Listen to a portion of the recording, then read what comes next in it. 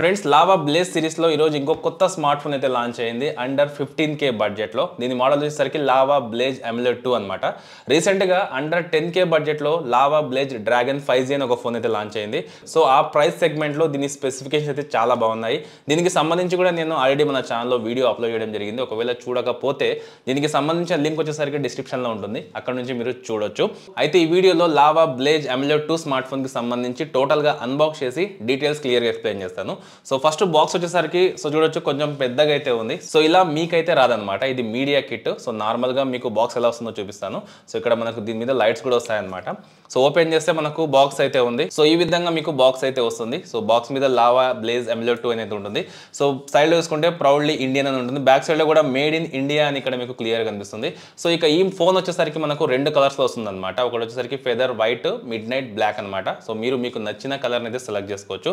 So first అయితే box open చేస్తాను. So box open చేస్తే ఫస్ట్ ఆఫ్ ఆల్ మనకి ఇక్కడ ఒక టీపీయూ, సిలికాన్ టీపీయూ కేస్ అయితే ఉంటుంది. సో దాని తర్వాత వారంటీ సర్వీస్ కి సంబంధించిన కార్డు ఉంటుంది. తర్వాత mobile phone, type C to type C charging cable అయితే ఉంటుంది. అలాగే 33 వాట్ ఛార్జింగ్ అడాప్టర్ మనకు బాక్స్ లో వస్తుంది.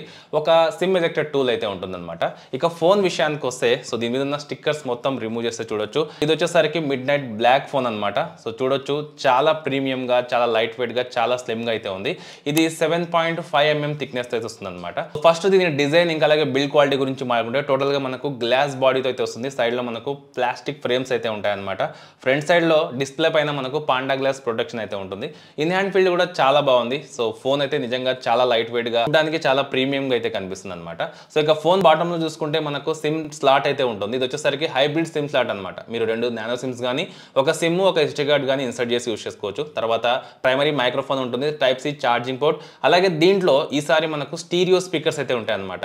బాటమ్ లో ఒక స్పీకర్ ఉంది, అలాగే టాప్ లో కూడా మనకు స్టీరియో స్పీకర్స్ ఉంటుంది. సెకండరీ నాయిస్ క్యాన్సిలింగ్ సపోర్ట్ తో పాటుగా ఐఆర్ బ్లాస్టర్ కూడా ఇక్కడ వీళ్ళు ఇవ్వడం జరిగింది. సైడ్ లో చూసుకుంటే power on off button, volume rockers అయితే ఉంటాయి. ఇక బ్యాక్ సైడ్ లో మనకు హారిజంటల్ గా కెమెరా సెటప్ అయితే ఉంటుంది అనమాట. ఇక ఫోన్ అయితే నేను టోటల్ గా బూటప్ చేసి సెటప్ చేసేసాను. సో ఫస్ట్ ఫోన్ యొక్క డిస్ప్లే గురించి మాట్లాడుకుంటే దీంట్లో మనకు 6.67 ఇంచెస్ తో ఒక FHD ప్లస్ AMOLED డిస్ప్లే అయితే ఉంటుంది అనమాట. ఇది 120Hz రిఫ్రెష్ రేట్ డిస్ప్లే అనమాట, AMOLED డిస్ప్లే. అలాగే మనకు పాండా గ్లాస్ ప్రొటెక్షన్ అయితే ఉంటుంది. సో డిస్ప్లే పరంగా మాత్రం చాలా బాగుంది. 6.67 ఇంచెస్ తో మనం వీడియో చూసేటప్పుడు అంటే మల్టీమీడియా కన్సెప్షన్ కోసం మాత్రం నిజంగా చాలా బాగుంటుంది.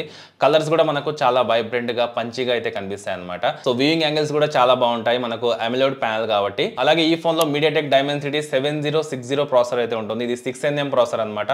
5 lakh ప్లస్ అంతు స్కోర్ తో అయితే వస్తుంది.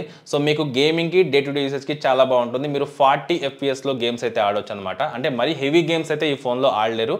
సో మీకు కొన్ని ల్యాగ్స్ అయితే ఖచ్చితంగా నోటీస్ అవుతాయి. So day to day usage కి, సో మీరు ఒక నార్మల్ సెట్టింగ్స్ లో గేమ్స్ ఆడడానికి మాత్రం ప్రాసెసర్ మీకు చాలా బాగుంటుంది. హీటింగ్ ఇష్యూస్ అయితే మనకు అస్సలు ఉండవు అనమాట. సో దీంట్లో డెడికేటెడ్ కూలింగ్ ఛాంబర్ కూడా ఉంటుంది కాబట్టి మీకు గేమింగ్ కి అంటే హీటింగ్ ఇష్యూస్ లేకుండా మీకు గేమింగ్ కి చాలా బాగుంటుంది. అలాగే LPDDR5 కి సంబంధించిన 6GB ర్యామ్ అయితే ఉంటుంది. UFS 3.1 స్టోరేజ్ అయితే ఉంటుంది అనమాట. 128GB స్టోరేజ్ మనకు ఈ ఫోన్ లో అయితే వస్తుంది. ఇక కెమెరాస్ గురించి మాట్లాడుకుంటే రేర్ సైడ్ లో మనకు 50 మెగాపిక్సెల్ తో సోనీ IMX752 కెమెరా సెన్సార్ అయితే ఉంటుంది. ఫ్రంట్ సైడ్ లో మనకు 8 మెగాపిక్సెల్ కెమెరా సెన్సార్ అయితే ఉంటుంది. సో కెమెరా యాప్ ఓపెన్ చేస్తే మనకు అన్ని సెట్టింగ్స్ ఇక్కడ కనిపిస్తాయి అనమాట. రేర్ సైడ్ కెమెరా యూస్ చేసి మీరు 1080p వరకు వీడియోస్ రికార్డ్ చేసుకోవచ్చు. ఫ్రంట్ ఫేసింగ్ కెమెరా యూస్ చేసి మీరు 1080p వరకు వీడియోస్ రికార్డ్ చేసుకోవచ్చు. కెమెరా యాప్ లో మీకు night mode, videos, photo, film, portrait, so ఇలా చూసుకుంటూ వెళ్తే మోర్ ఆప్షన్ లో మీకు చాలా ఆప్షన్స్ ఇక్కడ చూడడానికి కనబడతాయి. ఇక ఈ ఫోన్ కెమెరా యూస్ చేసి నేను కొన్ని ఫోటోస్ అనేవి క్యాప్చర్ చేశాను. సో వాటి క్వాలిటీ ఎలా ఉందనేది ఇక్కడ మీరు క్లియర్ గా చూడొచ్చు. సోనీ కెమెరా సెన్సార్ కాబట్టి మనకు ఫోటోస్ అయితే చాలా బాగా క్యాప్చర్ చేయగలుగుతుంది. అలాగే ఈ ఫోన్ 5000 mAh కెపాసిటీ బ్యాటరీతో వస్తుంది. 33 వాట్ ఫాస్ట్ ఛార్జింగ్ సపోర్ట్ అయితే ఉందన్నమాట.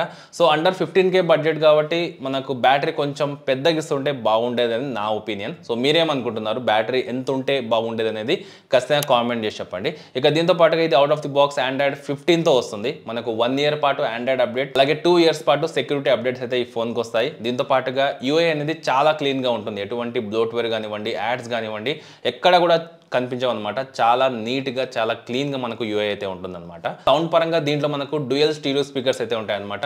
సో టాప్ లో ఒక స్పీకర్ ఉంది, అలాగే బాటమ్ లో ఒక స్పీకర్ అయితే ఉంది. సౌండ్ క్వాలిటీ మాత్రం నిజంగా చాలా బాగుంది. సో స్టీరియో స్పీకర్స్ కాబట్టి చాలా లౌడ్ గా, చాలా క్లియర్ గా మనకు ఆడియో అయితే ఉంటుందన్నమాట. దీంతో పాటు ఈ ఫోన్ మనకు IP64 వాటర్ ఇంక్ అలాగే డస్ట్ రెసిస్టెంట్ కి సపోర్ట్ చేస్తుంది.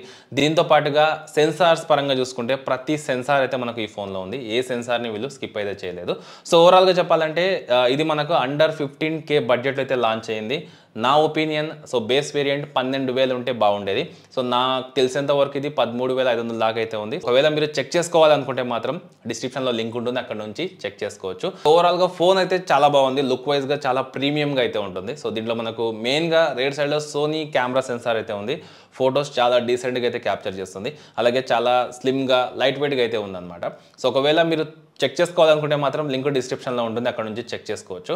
అయితే ఇది లావా బ్లేజ్ AMOLED 2 స్మార్ట్ ఫోన్కి సంబంధించిన అన్బాక్సింగ్ అలాగే డీటెయిల్డ్ వీడియో. మీ ఒపీనియన్ ఏంటనేది ఖచ్చితంగా కామెంట్ చేసి చెప్పండి. వీడియో నచ్చితే లైక్ చేసి మీ ఫ్రెండ్స్కి షేర్ చేయండి. ఇలాంటి ఇంట్రెస్టింగ్ వీడియోస్ కోసం ఛానల్ని సబ్స్క్రైబ్ చేసుకోండి.